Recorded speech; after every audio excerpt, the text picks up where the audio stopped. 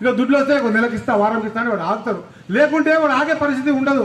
రైతు పరిస్థితి నిర్భరం దరిద్రమైపోయింది సార్. కాబట్టి మా ప్రధానమైన డిమాండ్ ఏంటంటే రైతులతోన వెంటనే కొనుగోలు చేయాలి, పత్తి కానీ లేకపోతే వరి కానీ. ఈ మండల కేంద్రంలో పత్తి కొనుగోలు కేంద్రం ఏర్పాటు చేయాలి. గ్రామాల వరి కొనుగోలు కేంద్రం ఏర్పాటు చేసి తొందరగా వీలైనంత 3 రోజులు 4 రోజులు మొత్తం మండలంలో రైతులతో కొనమని రిక్వెస్ట్ చేస్తున్నాం సార్. మీరే ఆలోచన చేయండి. మేము రిక్వెస్ట్ చేసుకుంటున్నాం, పంట పండించి మేము అడుక్కుంటున్నాం కొనుక్కోవాలి నాయన. నువ్వు అన్నావు కదా, అంటే నీవంటే ప్రభుత్వమే అన్నది మేము కొంటామని. మీ ప్రభుత్వం సన్నబియ్యం చెప్పింది, సన్నబియ్యం వేసినాం. కొంటా అంటుంది, కొనమంటున్నాం, అంతే కొనమంటున్నాం. కాబట్టి మీరు ఈ పెద్ద మనసుతో ఈ విషయాన్ని ముందుకు పంపించాలి. మీరు స్పష్టమైన హామీ ఇవ్వాలి.